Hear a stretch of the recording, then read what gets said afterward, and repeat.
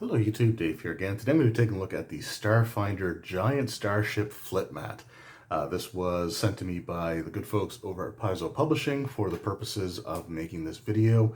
However, they are not influencing the review, they're not scripting it, they're not pre-screening it before it goes out. So the opinions expressed in this video are 100% completely and totally my own. But the flip mats have been some of my favorite RPG accessories for quite a while, and Starfinder in particular, I've got a pretty decent collection of these flip mats.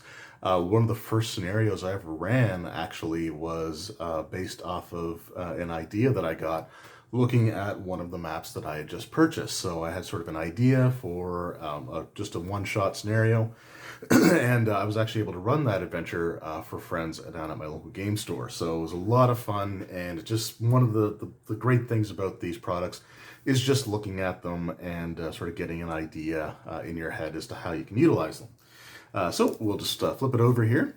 So this can be used with wet erase, dry erase, and permanent markers. If you put a permanent mark on there and you just want to erase it, it does give you the instructions here.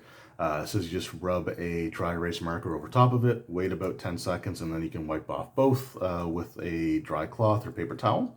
The US retail price for this is $19.99, and I want to say that the Canadian price for this was probably around $25 to $27.99.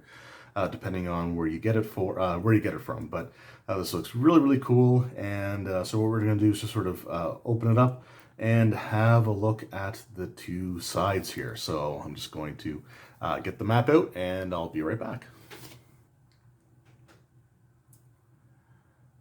All right, so I have the map unfolded here, but this thing is a behemoth. So I'm gonna do my best to show off both sides here, but most likely the best way for me to show everything is to take a picture of it or pictures of it and put it up on my Instagram page. So hopefully that'll be up and available around the same time as this video goes up.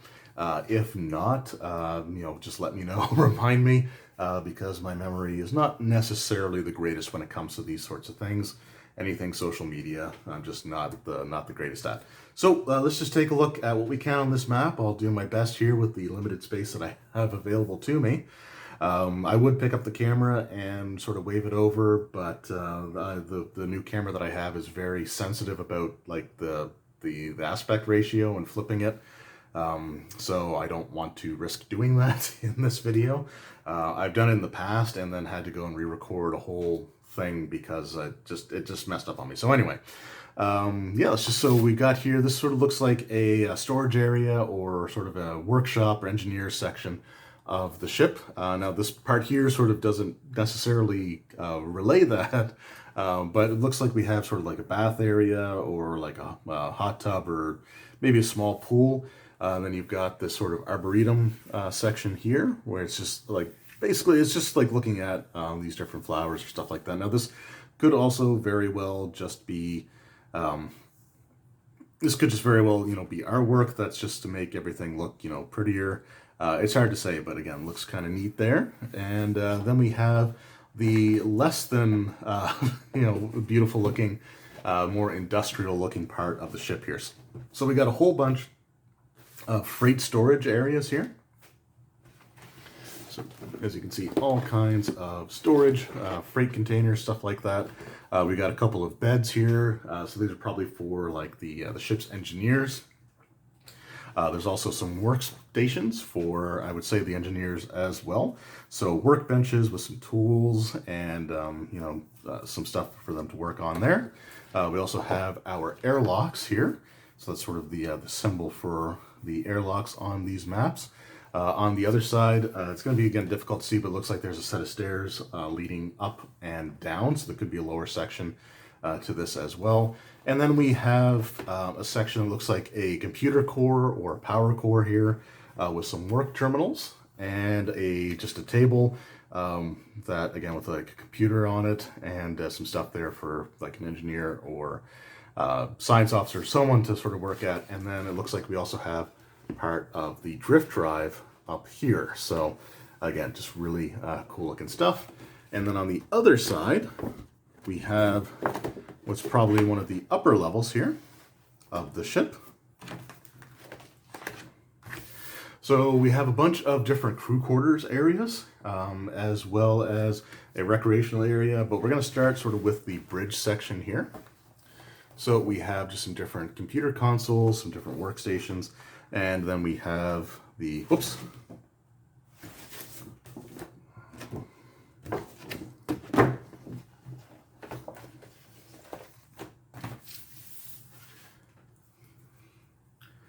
All right, so on the other side, we have, it looks like the ship's bridge with the senior officers' quarters and just some common area stuff as well. So we'll start with the bridge section here. We have the captain's chair, as well as some consoles, some computer consoles for different stations. They could be like science, engineering, the magic officers. Station could be here as well, or battle station, or whatever you want to call it, could be up here. Helm control, communications, tactical, so all that stuff there. Then further back, we have, looks like the crew quarters, including what I presume to be the captain's quarters there, because it's got the larger bed with the workbench there, not the workbench, but the desk, the work desk there as well. And then you've got just smaller rooms sort of scattered around both sides of the captain's quarters there for the other senior officers or senior members of the crew. So you've got, again, they're basically their bunks with their dresser, and then you have just a small desk with a chair at them so that they can sit and do some stuff off duty. So we got that section there. And then we have, again, what looks like the common area of the ship, which includes, as you can see here, includes the bathroom area, so the lavatory, whatever you want to call it. So you got the toilets. You also have some showers. Oh. So you can see we got the shower stalls, and toilets there. And then we have, let's just do that, might make it a little bit easier for this section. So we have the toilets, we have the showers, and then we have just sort of a common area. I wouldn't necessarily say the mess hall, but you've got some tables with some chairs around them to sit at, and then it looks like you've got like a refrigerator or possibly an oven area here, some burners, a sink, and what looks like maybe a microwave. There's all kinds of like pantry food stores. So this is probably, again, sort of one of the common areas on the ship. And you also have stairs leading up and down. So if you want to have something up above here, like you could have like a boardroom sort of setup, or more recreational stuff. These stairs down could lead to the other side of the map. So there are ways to sort of organize and utilize everything here. But it's just, again, really, really cool start to have. And I will, like I said, I'll try to have a larger a better look at both sides over on my Instagram page. So just, again, remind me of that if I haven't done that, or if I've forgotten about it, because that is a very real possibility. But overall, again, I really love these flip mats. These accessories are some of my all-time favorites. And this one is, again, a really fantastic one to have as well. Now, this also I believe this released alongside of the Starfinder, I should say, Starship Operations Manual, a book that I will have my thoughts on, my review video for out, hopefully within just a few days of this. But one of the things that are sort of mentioned in there are the super colossal ships. So they actually have a little bit of information on them there, as well as things like breaching a ship and boarding it and stuff like that. So it's just a really good map to sort of have come out around that time if your characters are maybe on a super colossal ship, or they're trying to board and take over a super colossal ship. This is a great way to be able to visualize that at your tabletop, especially if you're using miniatures for combat. So again, fantastic map, really well done, just really well designed, visually interesting to look at. And Paizo does an amazing job with these, I have to say. I haven't seen a single one of these maps yet that looked sort of mediocre or just sort of okay. I've always been blown away by how visually interesting they make their flip mats look. So I cannot recommend these enough.